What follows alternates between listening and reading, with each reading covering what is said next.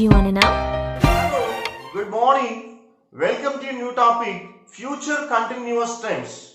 In this tense, we are going to cover definition, formula, example and clues. First, we begin the definition. The definition, it is used when an action is expected to occur or happen in the future and be completed. అంటే ఏ పనైనా సరే future means భవిష్యత్తులో అంటే రాబోయే కాలంలో జరిగి అయిపోయినటువంటి పనిని చెప్పడానికి మనం ఫ్యూచర్ కంటిన్యూస్ టెన్స్ అని చెప్తాం. అంటే జరిగి అయిపోయినటువంటి పని అంటే ఫ్యూచర్ ఎగ్జిస్టెడ్ వర్క్, అంటే ఫ్యూచర్లో కొంత సమయం జరిగి అయిపోయేటువంటి పనిని చెప్పడానికి మనం ఫ్యూచర్ కంటిన్యూస్ టెన్స్ ని యూజ్ చేస్తూ ఉంటాం. సో ఫస్ట్ ఫార్ములా తెలుసుకుందాం. Subject will or shall plus be verb 1 means present form of the verb ing in plus object. ఇక్కడ మనం సబ్జెక్ట్ తర్వాత will or shall అని రాస్తాం. అంటే subjects I we you they he she its ఉన్నాయి.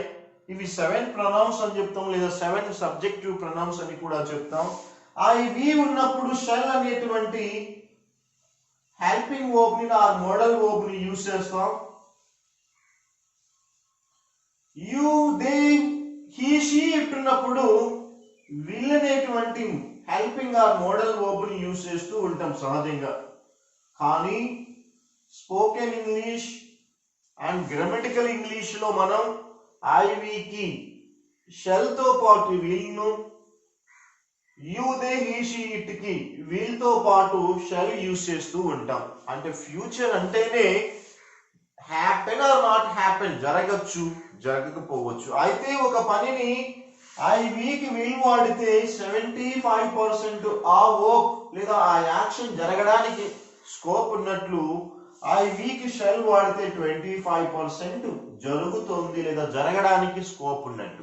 అలానే you they he she it కి will వాడితే 25% జరగడానికి స్కోప్ ఉంది. అలా కాకుండా షెల్ వాడితే 75% the thing is going to happen అని అర్థం. So coming to the examples చూస్తే మనకి మీనింగ్ కూడా అర్థమవుతూ ఉంటుంది. ఒకసారి she will be learning spoken English tomorrow by this time. ఆమె రేపు ఈ టయానికి, tomorrow by this time means రేపు ఈ టయానికి స్పోకెన్ ఇంగ్లీష్ నేర్చుకుంటూ ఉంటుంది. That's it. I shall be sleeping by this time tomorrow. నేను రేపు ఈ సమయానికి నిద్రపోతూ ఉంటాను. Number 3, you will be taking IAS examination next year. మీరు లేదా నువ్వు వచ్చే సంవత్సరం IAS ఎగ్జామ్ రాస్తూ ఉంటావు అని అర్థం. So these 3 sentences are positive sentences. Next, she won't be learning spoken English tomorrow by this time. Won't means will not. అంటే ఆమె రేపు ఈ సమయానికి స్పోకెన్ ఇంగ్లీష్ నేర్చుకుంటూ ఉండదు. Next one more negative, I shan't be sleeping by this time tomorrow. నేను రేపు ఈ సమయానికి నిద్రపోతూ ఉండను. So these 2 expressions are negative expressions. Next, will she be learning spoken English tomorrow by this time? అంటే ఆమె రేపు ఈ సమయానికి స్పోకెన్ ఇంగ్లీష్ నేర్చుకుంటూ ఉంటుందా? Question. Second question, shall I be sleeping by this time tomorrow? నేను రేపు ఈ సమయానికి నిద్రపోతూ ఉంటానా? So these 2 expressions are question. వీటికి మనం WH క్వశ్చన్స్ ని యాడ్ చేయాలి అంటే వీటికి ముందు WH వర్డ్ ని యూజ్ చేయాలి. When will she be learning spoken English tomorrow by this time? ఆమె ఎప్పుడు రేపు ఈ సమయానికి అంటే రేపు ఈ టైంలో ఎప్పుడు లేదా స్పోకెన్ ఇంగ్లీష్ నేర్చుకుంటూ ఉంటుంది. అలాగే వాటికి ఇంకోటి how will she be learning spoken English tomorrow by this time? ఆమె రేపు ఈ టయానికి ఎలా స్పోకెన్ ఇంగ్లీష్ నేర్చుకుంటూ ఉంటుంది అంటే మనకి కావాల్సినటువంటి WH వర్డ్ ని యూజ్ చేస్తే ఇలా ఈ ఎక్స్ప్రెషన్స్ అన్ని కూడా WH క్వశ్చన్ గా మారిపోతూ ఉంటాయి. అలాగే where will she be learning spoken English tomorrow by this time?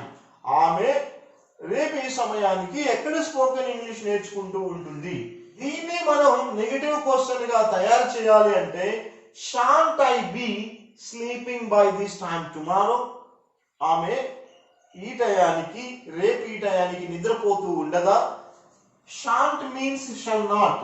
Shall I not be sleeping by this time tomorrow? ఇలా మనం షల్ ఐ నాట్ బి అంటే షాంట్ బి ని మనం shall I not be sleeping by this time tomorrow అనే విధంగా కూడాను expression ని మనం యూజ్ చేయొచ్చు.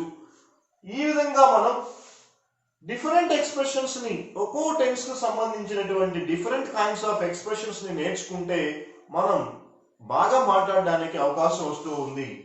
Another point clues. ఈ క్లూస్ మనం ఏవైనా సరే కాంపిటేటివ్ ఎగ్జామ్ రాసేటప్పుడు what is the tense describe, what is this tense అని మనం ఈ టెన్స్ ని మనం ఈజీగా గుర్తుపట్టడానికి క్లూస్ మనకి public examination or any competition examination లో ఈజీగా ఫైండ్ చేయడానికి యూజ్ అవుతూ ఉంటాయి.